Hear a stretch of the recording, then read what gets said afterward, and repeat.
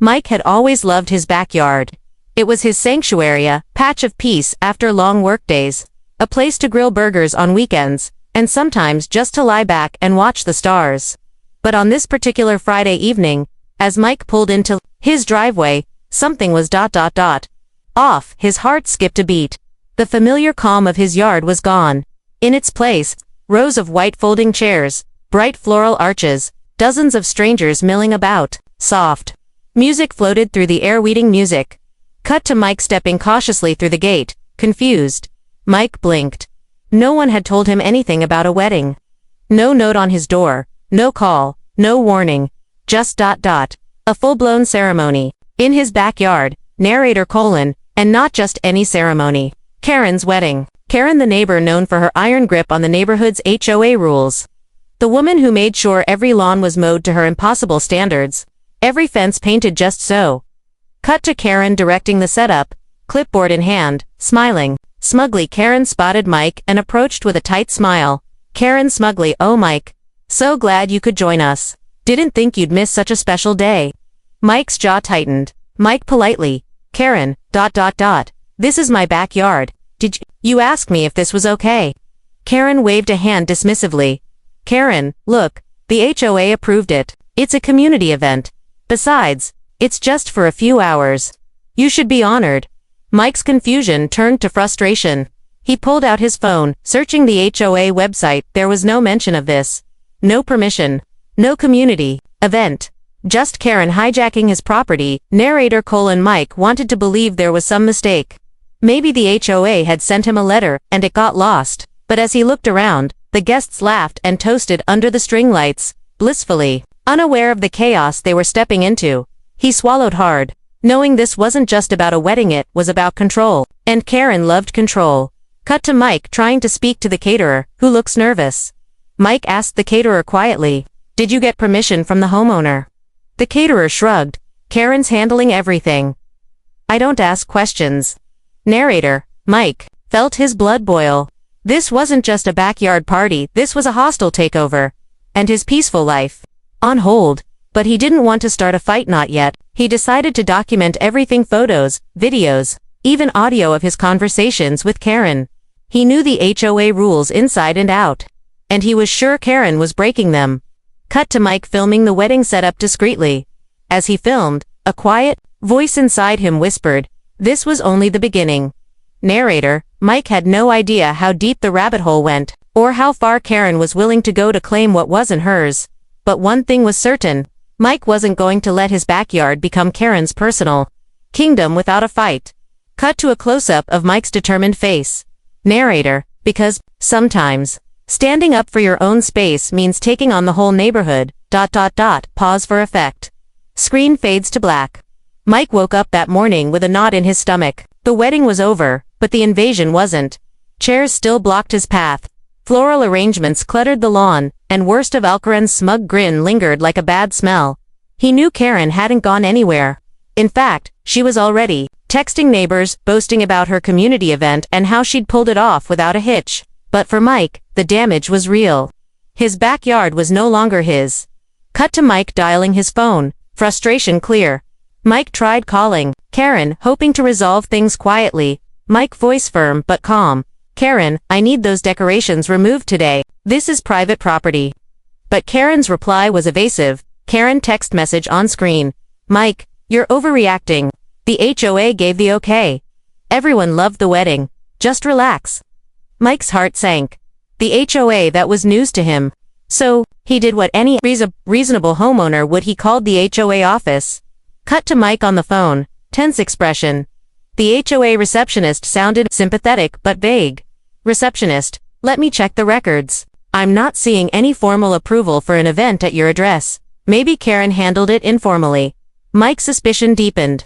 Karen had pulled a fast one, exploiting gray areas and neighborhood politics. Narrator: Mike knew he couldn't fight this alone.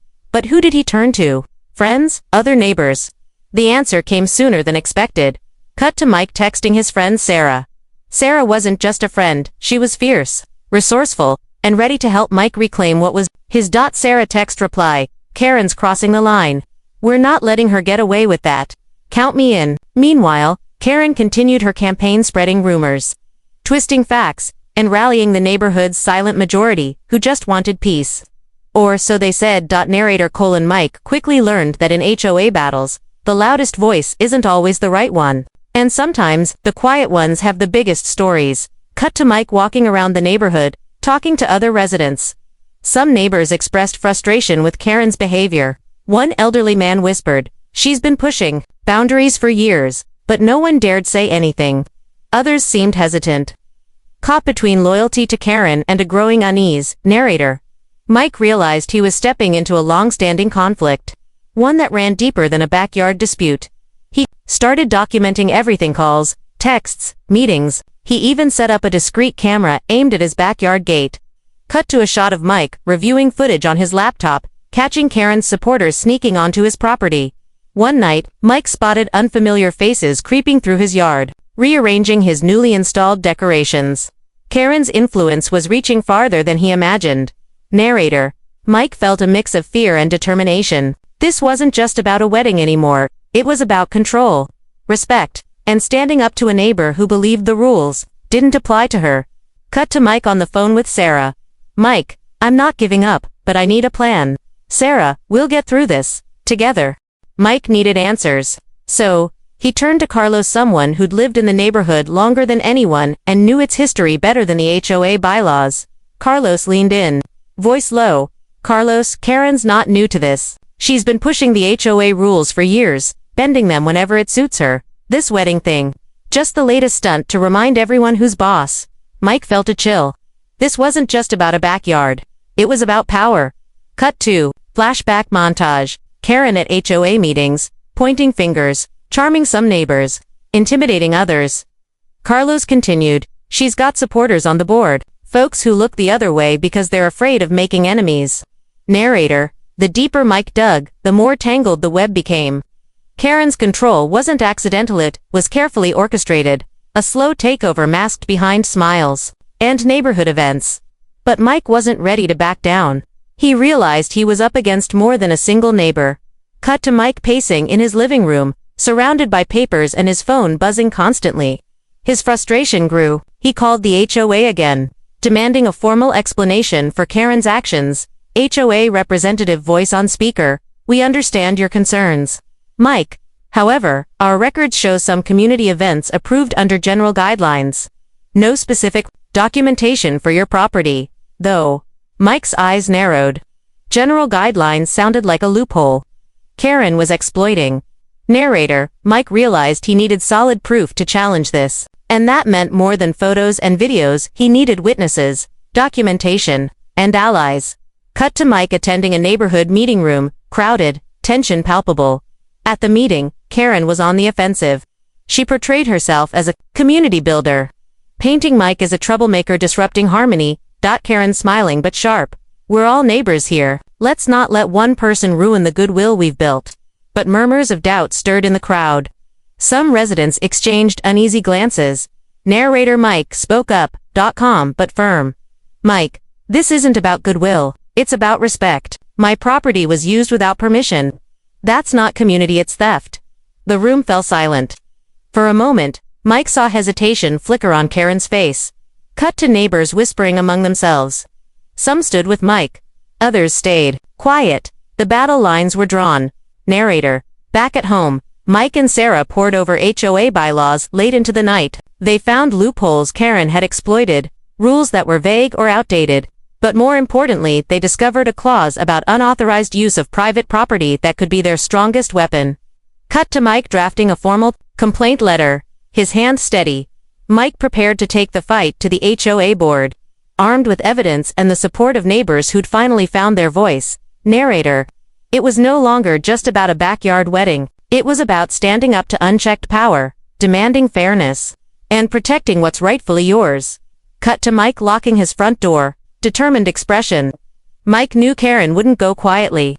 The next steps would be risky, even explosive, but he was ready. Narrator intense. When the rules are twisted by those who enforce them, sometimes the only choice is to fight fire with fire. Mike knew the only way to reclaim his backyard was to outsmart Karen at her own game. But first, he needed to plan something creative, something bold. He called Sarah, his longtime friend and partner in crime. "Mike, I'm done waiting for the HOA to do their job. If Karen wants to use my backyard for her events, she's going to have to deal with my terms." Sarah laughing, "I love where this is going. What do you have in mind?" Narrator, Mike and Sarah spent the day transforming his yard. Gone were the pristine lawns and subtle flower beds. Instead, the space became a fortress of quirky, unexpected obstacles. Cut 2 shots of Mike and Sarah setting up giant inflatable flamingos, disco balls hanging from trees, and colorful streamers flapping in the breeze. They installed a fog machine near the entrance and string lights that flashed in random patterns. Hidden speakers played an odd mix of circus music and classic rock just loud enough to disrupt any formal ceremony. Narrator, Mike wasn't just reclaiming his backyard, he was turning it into a funhouse. A place Karen wouldn't dare use without facing a hilarious, unforgettable surprise. Cut to Mike texting a few trusted neighbors. Mike text message, "Operation Backyard Blitz is a go. Stand by for impact." His friends couldn't help but chuckle. This was the perfect mix of mischief and strategy. Narrator: As night fell, Mike sat back and waited. He knew Karen wouldn't give up eyes, and sure enough, the next weekend, the wedding party returned. Cut to the gate as Karen and her guests try to enter the backyard, puzzled expressions on their faces. The once elegant garden wedding setting was replaced by a surreal carnival. Inflatable flamingos towered over guests. Disco balls reflected wild colors across their faces. And thick fog rolled eerily across the grass. Narrator, the guests whispered and laughed nervously. Karen's smile faltered. Her carefully planned event was unraveling in a fog of Mike's invention. Karen frustrated, trying to sound composed. "Mike, this is absurd. Take down these decorations immediately." MikeOffCamera.com. "Welcome to my backyard, Karen. Hope you enjoy the show." Narrator, Karen's face twisted in rage, but she was met with polite laughter from the guests, many of whom were now snapping photos of the chaos. The unexpected prank wasn't just funny, it was a statement. Mike was no longer the quiet neighbor. He was a force to be reckoned with. Cut to neighbors watching from their windows, some smiling, some shaking their heads. Narrator, but the battle was far from over. Karen wouldn't take this lying down. Mike's prank was only the opening act. Cut to Mike and Sarah sharing a knowing smile as they watched the fog machine from a distance. Just when Mike thought he'd caught Karen off guard, she wasn't done yet. The wedding party returned this time, determined to reclaim the backyard and their big day. But Mike had turned the tables. As guests stepped through the gate, they were met with a scene straight out of a bizarre carnival.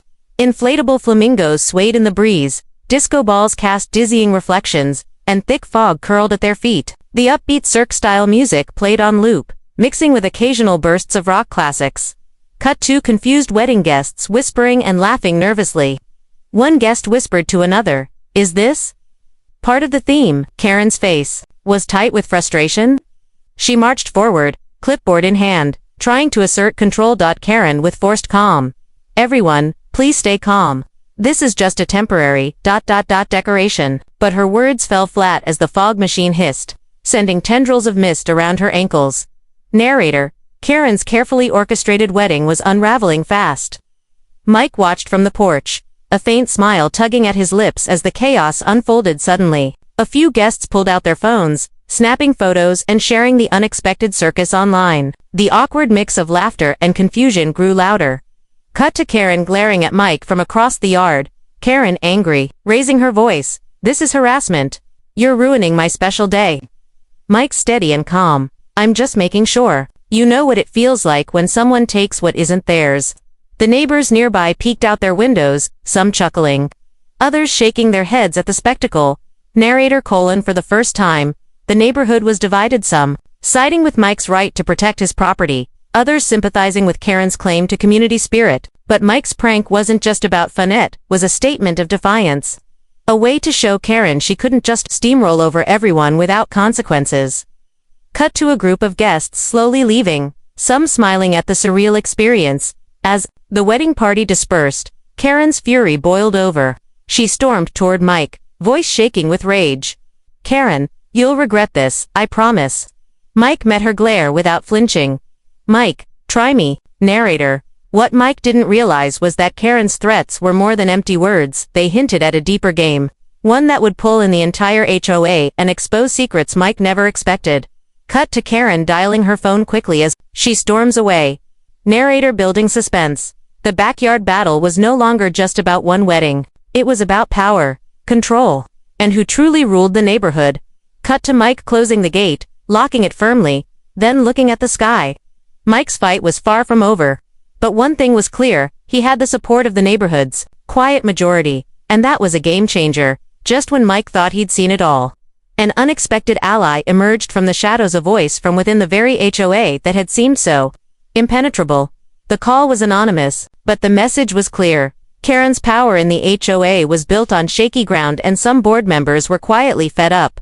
Cut to Mike listening intently, nodding slowly. Anonymous caller voice disguised. Mike, you don't know the half of it. Karen's been bending the rules for years, but it's not just her, there's corruption in the board. I have documents that prove it. If you want to take her down, you'll need these. Mike's heart pounded. This was the breakthrough he'd been waiting for, but it came with risks. Narrator.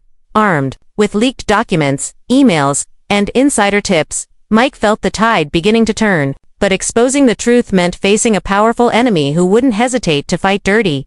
Cut to Mike meeting Sarah and Carlos in a quiet cafe, spreading out papers and photos on the table.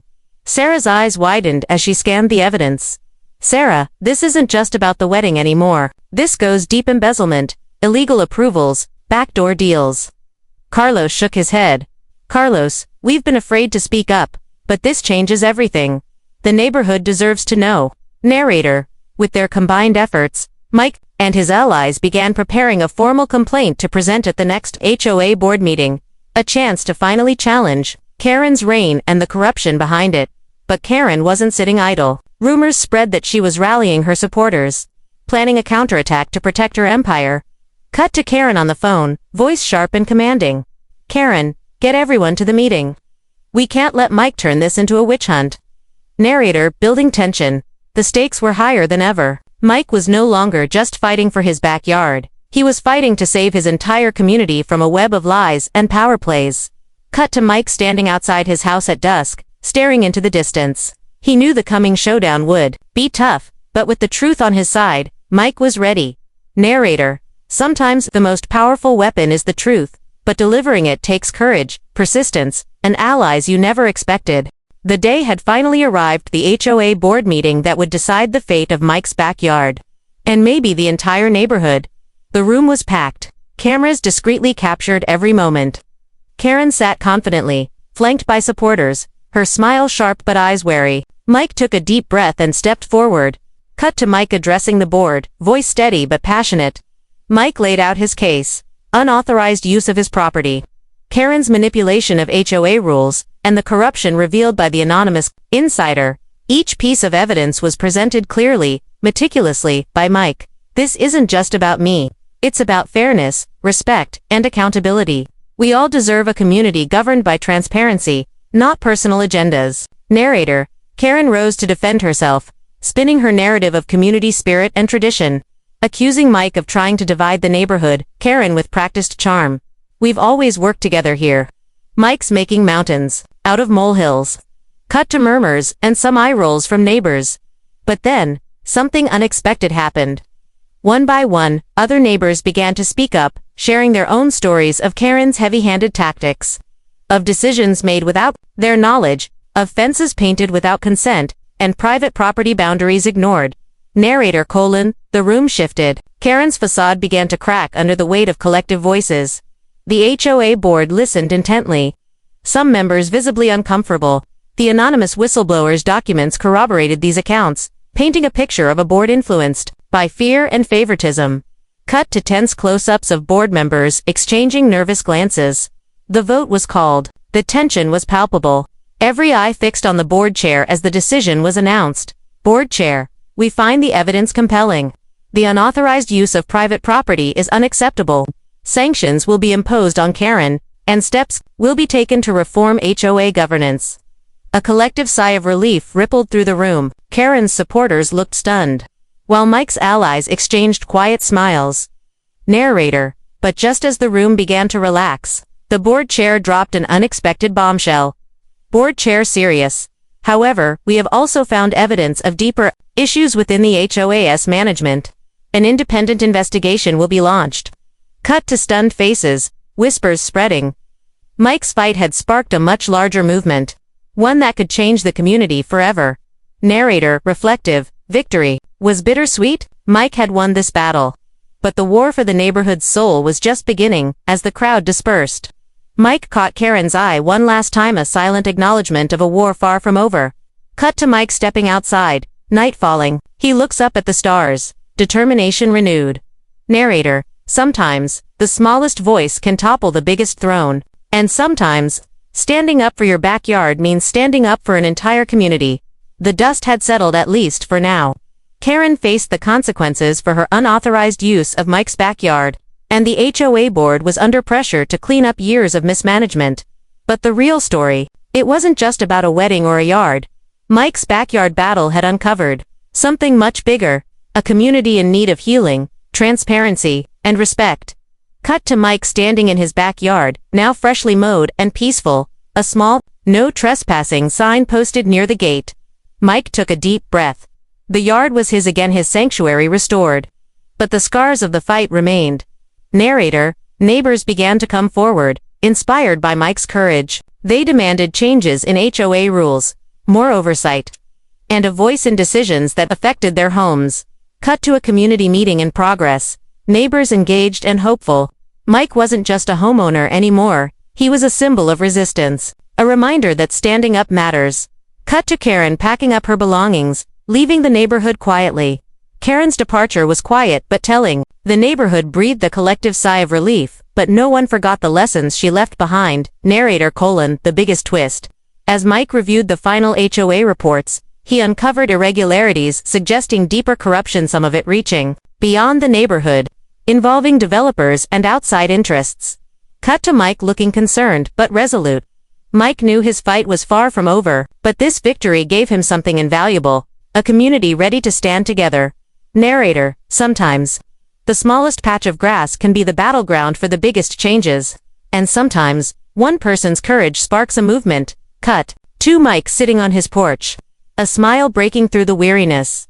Mike looked out at his backyard, the place where it all began. Narrator: warm, inspiring.